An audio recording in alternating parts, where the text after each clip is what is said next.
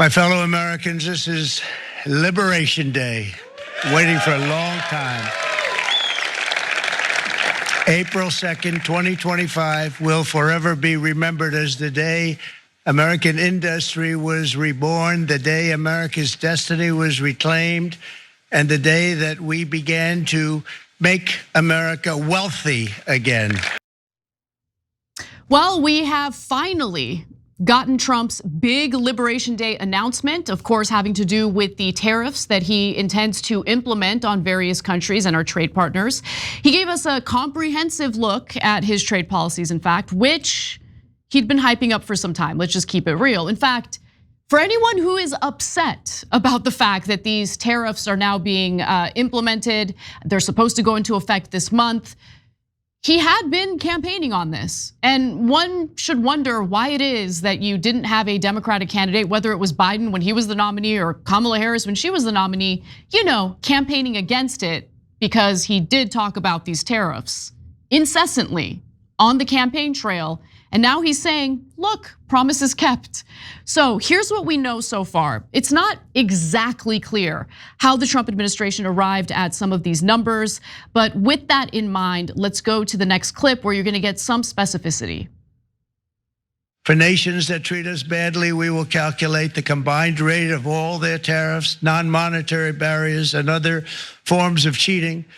And because we are being very kind, we're kind people, but we will charge them approximately half of what they are and have been charging us. If you look at that, China, first row, China, 67%. That's tariffs charged to the USA, including currency manipulation and trade barriers. So 67%, I think you can, for the most part, see it. So 67%, so we're gonna be charging a discounted reciprocal tariff of 34%. I think, in other words, they charge us, we charge them less. So how can anybody be upset?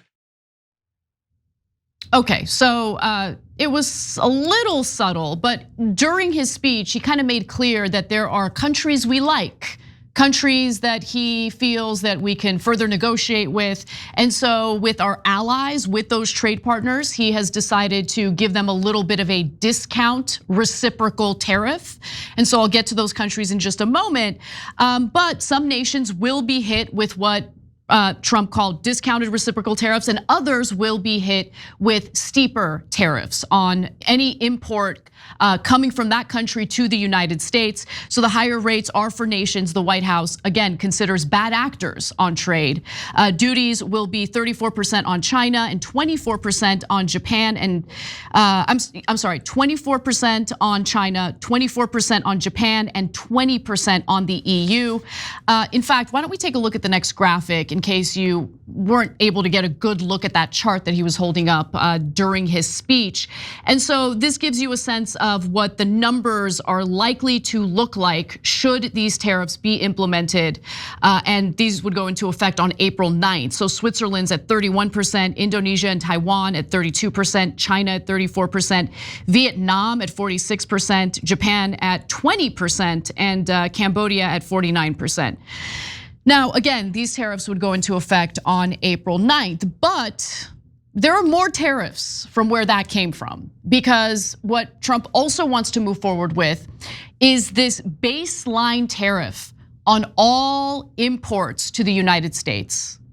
So the United States will implement this universal 10% tariff on all products imported to the US, which would go into effect on April 5th. So the higher tariffs on the so-called bad actors would go into effect on April 9th.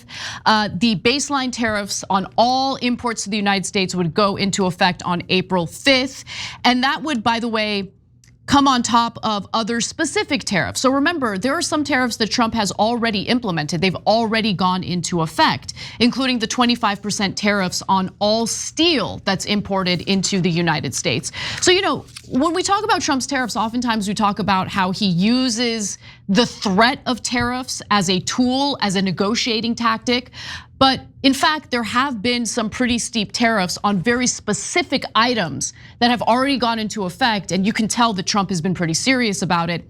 And steel happens to be one of those tariffs, again, at 25%. So Let's talk a little bit about what Trump is saying in regard to his intention here, at least what the cover story is. He claims that this is really about fairness and it's about bringing manufacturing jobs back to the United States. Let's take a look. The United States charges other countries only a 2.4 tariff on motorcycles. Meanwhile, Thailand and others are charging much higher prices, like 60%. India charges 70%. Vietnam charges 75%, and others are even higher than that. Likewise, until today, the United States has for decades charged a 2.5 tariff. Think of that, 2.5% on foreign-made automobiles. The European Union charges us more than 10% tariffs, and they have 20% VATs, much, much higher. Canada, by the way, imposes a 250 to 300% tariff on many of our dairy products. They do the first can of milk. They do the first little carton of milk at a very low price, but after that it gets bad, and then it gets up to 275, 300%. And China charges American rice farmers an overquota, it's called, a tariff rate of 65%. South Korea charges 50. Actually, they charge different, from 50% to 513%. And Japan, our friend, charges us 700%. Okay, so look, it is true that many companies are, I should say many countries are hitting us with much higher tariffs than we are charging, companies from their countries as they import products into the United States. But let's also be real, America has some pretty big tariffs on other countries as well, even before this announcement from Donald Trump. So the US has high tariffs on certain products as well, like sugar, footwear, apparel, and peanuts, a legacy of efforts to protect those industries. The US charges 350% tariffs on tobacco from many countries, 260% tariffs on Irish butter. That's interesting, substitutes, and 197% tariffs on Chinese stainless steel kitchenware. And look, guys, I'm actually okay with the reciprocal tariffs because understand what's happening here. Understand the actual unfairness of the situation. So basically, we have a situation where we will import products that are manufactured and made in other countries. In many cases, there had been a free trade situation going on where we would import them without any tariffs at all or incredibly low tariffs, whereas the country that we are trading with would implement incredibly high tariffs on US made products or US agriculture that's being imported into their country. Now, why would they do that? Obviously, that is a protectionist policy in order to encourage consumers in their countries to not buy the US products, because obviously the US products are going to be more expensive as a result of the higher tariffs. It's meant to incentivize purchasing products that are either grown or made in their home countries. And so we had a policy, this lopsided policy with some countries, with some trade deals, where we were just importing, cheaply made goods into the US, decimating American jobs, the American workers that could have been making those products here in the US. At the same time, our companies didn't benefit as much because obviously the products that were being imported to those trade partners, those countries, were being hit with those high tariffs, disincentivizing their consumers from buying those American-made or American-grown products. So I understand the unfairness of it, which is why I'm definitely open-minded to some of the reciprocal tariffs that Trump is talking about here.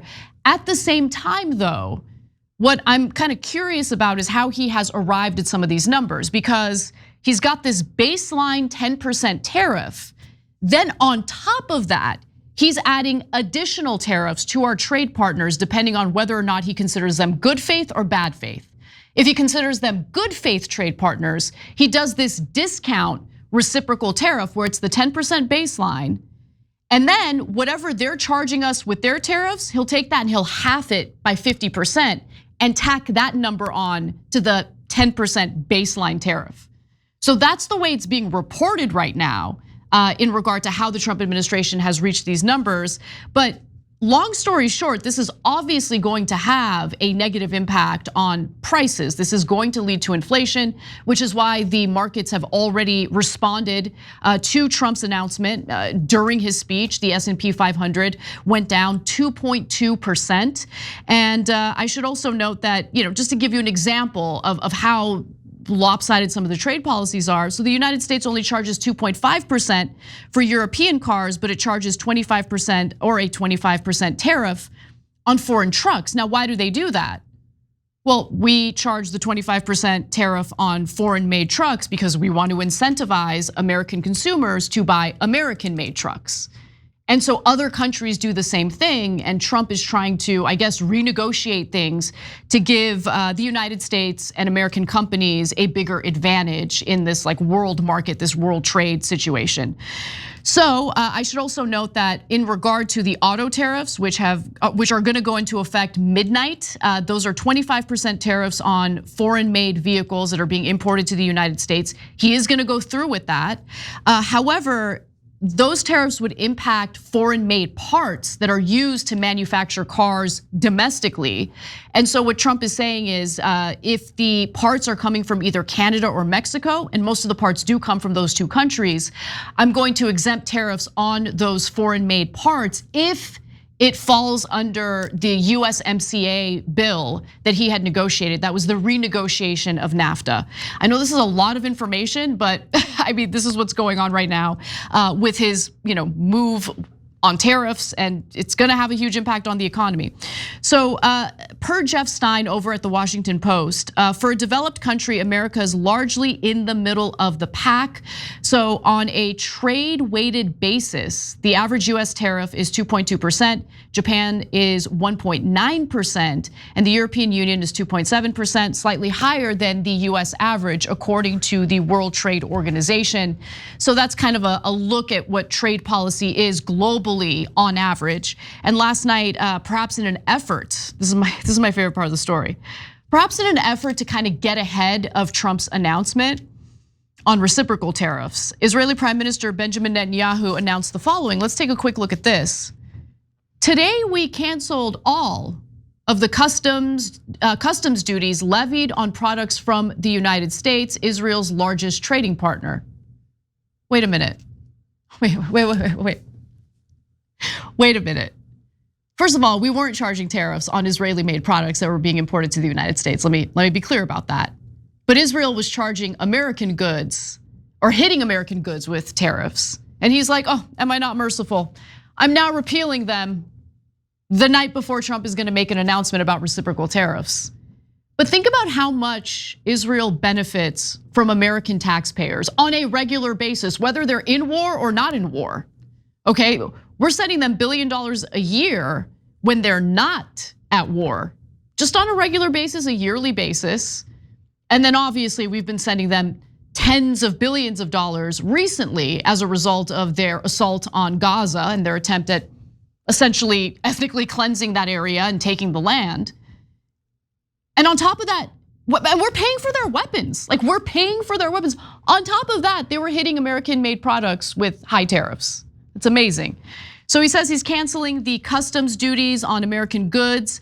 It's an additional step in the policy that my government have led for a decade in opening up the market to competition, introducing variety to the economy and lowering the cost of living. Yeah. Long story short, they had tariffs on US made products. But according to the Trump administration's tariff chart, all of a sudden, Israel is about to get hit with a 17% tariff anyway. And that 17% tariff would be tacked on to the 10% baseline tariff. So Israeli made products could be hit with a 27% tariff pretty soon. Something tells me that won't go into effect. We'll wait and see, but that's my prediction. Now, I want to talk a little bit about what corporate executives were up to in February, because it turns out that they met with Trump administration officials in an attempt to get ahead of the announcement of his tariffs, probably to persuade him against doing it. And I think this story is so fascinating. They didn't want to attack Trump publicly, they're terrified of him. So they're like, maybe we can talk to some, cabinet officials. Maybe they'll look out for us, little conversation. So included were executives like Amazon founder Jeff Bezos, Pfizer CEO Albert Bourla, NASDAQ CEO Adina Friedman, and Target CEO Brian Cornell. So according to the report here, Commerce Secretary Howard Lutnick rebuked the group, telling the executives they should wake up every morning thinking about how they can support the country, two of the people familiar with the conversation said. And he made clear that Trump would forge ahead with plans to transform the global economy. And that he did. I mean, he made his announcement today. It didn't seem like the Trump administration was at all deterred by anything these corporate executives had to say in regard to the tariffs. And Trump really does seem to want to go through with this. Apple CEO Tim Cook, though, tried to promise some goodies to Trump in an effort to get Trump to be easy on the company. So he received an exemption from tariffs Trump imposed on China during his first term, and he met with the president in February. Afterward, Apple said it would spend $500 billion in the United States over the next 4 years, though much of that investment was already planned. I mean, you see this happening with our trade partners as well, where Trump will threaten them with steep tariffs, and then they'll come to him and say, we promised to do this, or we promised to do that. And it turns out that they're promising to do things that they were either already doing or had already committed to doing, at the tail end of the Biden administration. But in this case, Tim Cook didn't get off easy because obviously Apple is going to be hit with that 10% baseline tariff on all products that are manufactured in other countries. Now, do I think for a second that this is really about bringing manufacturing jobs back to the United States? I don't. I'm skeptical about it. I really am. Do I think that this is an effort to renegotiate trade deals? Maybe. That's a possibility. But what I think this is really about is two things. Our stock market is inflated, has been inflated for a long time. It's difficult for rich people to know where to park their money, where to invest, when the value of shares is already super high. They're looking for a discount. So if you're an investor, right now is the time to buy, isn't it? The stock market is down. It went down 2.2% as Trump was speaking today. So I feel like there's some manipulation going on. We'll see. But the other thing that Trump mentioned during his speech, and it wasn't lost on me, was his tax policy. The next agenda item for the Trump administration is to lower taxes further. It's a $4.5 trillion tax bill. It's gonna cost our country $4.5 trillion. So they did all the tricky pizzicky stuff where they're pretending like they're cutting all sorts of waste in the federal government. And obviously that was meant to garner support for his attempt to cut taxes for mostly the rich and corporations. Let's keep it real. He will extend the taxes or the tax breaks for ordinary working class people, but make no mistake about it, those who stand to benefit the most are the wealthiest among us. And that is the reason why the tax bill that he is proposing is not popular with the American public. But if you're dealing with incredibly high prices, so much of our food is actually imported from other countries. So much of our produce is imported from other countries. If American workers, ordinary Americans, are being crushed with inflation and they need some relief, a tax break or an extension of the tax break that they're currently enjoying, I guess, is gonna become a lot more popular. There's gonna be a lot more pressure for Americans to support what Trump is trying to do with his tax bill. That could be part of Trump's agenda here as well. I don't know. What I do know for a fact is that there's going to be a lot of pain, even if he's being serious about wanting to bring manufacturing jobs back to the United States.